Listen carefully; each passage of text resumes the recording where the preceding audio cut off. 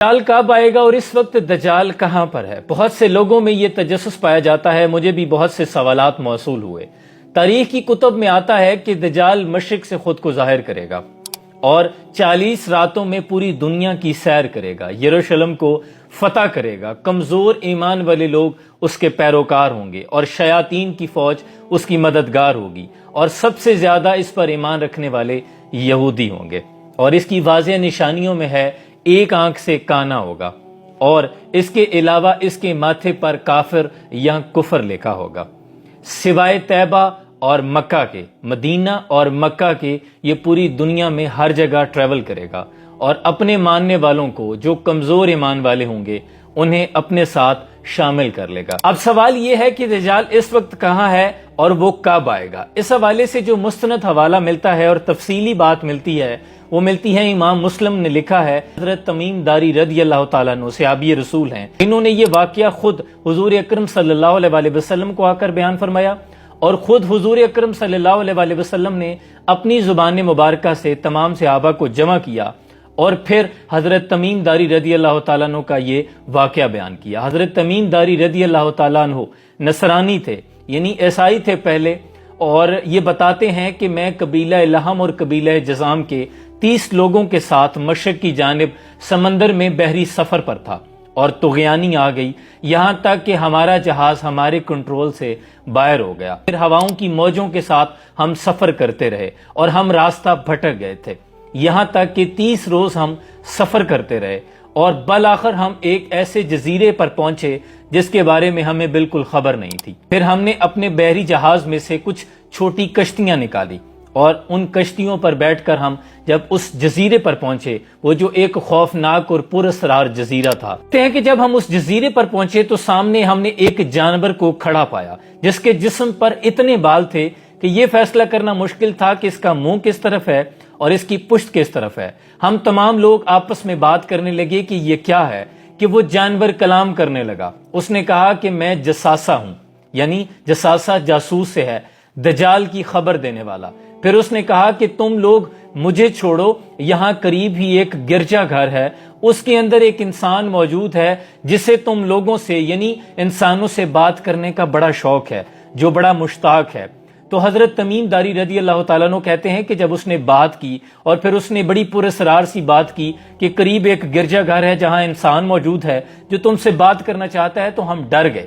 ہم نے سمجھا کہ شاید یہ کوئی جن ہے، لیکن اس نے کہا کہ تم گرجا گھر چلے جاؤ۔ پھر ہم نے خود ہی یہ فیصلہ کیا کہ اس کی جان چھوڑتے ہیں، آگے چلتے ہیں گرجا گھر، وہاں کوئی انسان تو موجود ہے، چلو اس سے بات کرتے ہیں۔ حضرت تمیم داری کہتے ہیں کہ جب ہم گرجا گھر میں داخل ہوئے تو سامنے ہم نے ایک ایسا انسان دیکھا، اتنے بڑے جثے والا انسان ہم نے اس سے پہلے نہیں دیکھا تھا، اتنا خوفناک تھا کہ اس کے ہاتھ اور پاؤں زنجیروں میں جکڑے ہوئے تھے، دونوں ہاتھ گردن کے پیچھے زنجیروں کے ساتھ جکڑے ہوئے تھے، اور گھٹنوں سے لے کے ٹخنے تک اس کی پنڈلیاں اتنی بڑی بڑی زنجیروں کے ساتھ، بڑے بڑے سنگلوں کے ساتھ اس کو باندھا ہوا تھا۔ حضرت تمیم داری فرماتے ہیں کہ ہم اس سے خوف زدہ ہوئے کہ اتنے بڑے جثے والا آدمی پہلے نہیں دیکھا تھا۔ پھر ہم نے اس سے پوچھا کہ تو ہے کون؟ تو اس نے کہا کہ مجھے چھوڑو، پہلے تم میرے کچھ سوالوں کے جواب دو۔ حضرت تمیم داری فرماتے ہیں کہ وہ پہلے سے بہت مشتاق تھا، وہ کچھ سوال جاننا چاہتا تھا۔ اس نے کہا مجھے نخل بیسان کے بارے میں بتاؤ۔ اب نخل بیسان شارحین نے لکھا ہے یہ ارض فلسطین کا کھجوروں کا ایک باغ ہے۔ اس نے پوچھا کیا وہ باغ ابھی بھی کھجوریں دے رہا ہے، لوگ اس سے سراب ہو رہے ہیں؟ تو حضرت تمیم داری فرماتے ہیں کہ ہاں، وہ باغ آباد ہے، لوگ اس سے کھجوریں حاصل کر رہے ہیں۔ تو اس پر اس نے کہا کہ ان قریب وہ ویران اور اجڑ جائے گا، یعنی وہ کھجوریں دینے بند کر دے گا۔ پھر اس نے پوچھا کہ مجھے بحیرہ تبریہ کے بارے میں بتاؤ۔ اب تاریخ میں لکھا ہے کہ یہ اردن اور ارض جو شام ہے، اس کے اندر ہی ایک واقعہ مقام ہے جو ایک بہت بڑا سمندر ہے، بحیرہ تبریہ، اور امام طبرانی بھی اسی علاقے سے تھے۔ اس نے کہا کہ مجھے بحیرہ تبریہ کے بارے میں بتاؤ، کیا وہ سمندر خشک ہو گیا ہے؟ تو حضرت تمیم داری فرماتے ہیں کہ نہیں، وہ سمندر ابھی خشک نہیں ہوا، وہ رواں دواں ہے۔ پھر اس نے کہا کہ ان قریب وہ خشک ہو جائے گا، یعنی یہ اس کے آنے اور ظہور کی طرف انڈیکیٹ کر رہا ہے، وہ خوش ہو کے بتا رہا ہے کہ ان قریب وہ خشک ہو جائے گا۔ پھر اس نے کہا کہ مجھے چشمہ ظہر کے بارے میں بتاؤ۔ اب یہ چشمہ ظہر بھی موجود ہے. یہ جتنے مقامات ہیں کوئی تخیلاتی کہانی نہیں، یہ دنیا میں مقامات موجود ہیں. اور خود حضور اکرم صلی اللہ علیہ وآلہ وسلم یہ سارا واقعہ حضرت تمیم داری سے سن کر صحابہ کو فرما رہے ہیں، اور ساتھ میں یہ بھی فرما رہے ہیں کہ صحابہ کیا یہ وہی نشانیاں نہیں جو پہلے تمہیں میں بتاتا رہا ہوں دجال کے بارے میں. اور پھر یہ جو چشمہ ظہر کے بارے میں اس نے پوچھا، اس نے کہا کیا ابھی بھی لوگ اس چشمے سے سراب ہو رہے ہیں اور اپنی کھیتیوں کو پانی دے رہے ہیں، یعنی اس سے وہ کھیتی باڑی کر رہے ہیں؟ تو حضرت تمیم داری فرماتے ہیں کہ ہاں، لوگ اس سے کھیتی باڑی کر رہے ہیں، گو کہ اس کا پانی بہت تھوڑا رہ گیا ہے. پھر اس نے کہا کہ مجھے امیین کے نبی کے بارے میں بتاؤ، عربوں کے نبی کے بارے میں بتاؤ، یعنی محمد عربی صلی اللہ علیہ وآلہ وسلم کے بارے میں بتاؤ، وہ نبوت کے معاملات کیسے چلا رہے ہیں. تو حضرت تمیم داری ابھی اسلام تو نہیں لائے تھے، نصرانی تھے، لیکن علم رکھتے تھے. آپ فرمانے لگے کہ ہاں، اب وہ مکہ سے یثرب چلے گئے ہیں. پھر اس نے کہا کیا عربوں کے لوگوں نے ان کے ساتھ جنگ کی؟ تو حضرت تمیم داری فرماتے ہیں کہ ہاں، عربوں کے لوگوں نے ان کے ساتھ جنگ کی. پھر اس نے کہا کہ پھر کیا ہوا؟ تو کہا کہ عربوں کے لوگ ان پر ایمان لے آئے ہیں. تمیم داری نے جب یہ بتایا کہ عربوں کے قریب کے تمام علاقے ان کی اطاعت میں آ گئے ہیں، تو اس پر وہ کہنے لگا کہ ہاں، ان کے حق میں یہی بہتر تھا کہ وہ ان کی اطاعت کر لیتے. پھر وہ کہنے لگا کہ اب میں تمہیں اپنے بارے میں بتاتا ہوں، میں مسیح ہوں. یعنی وہ خود کو دجال نہیں کہے گا، دجال دھوکے باز کو کہتے ہیں.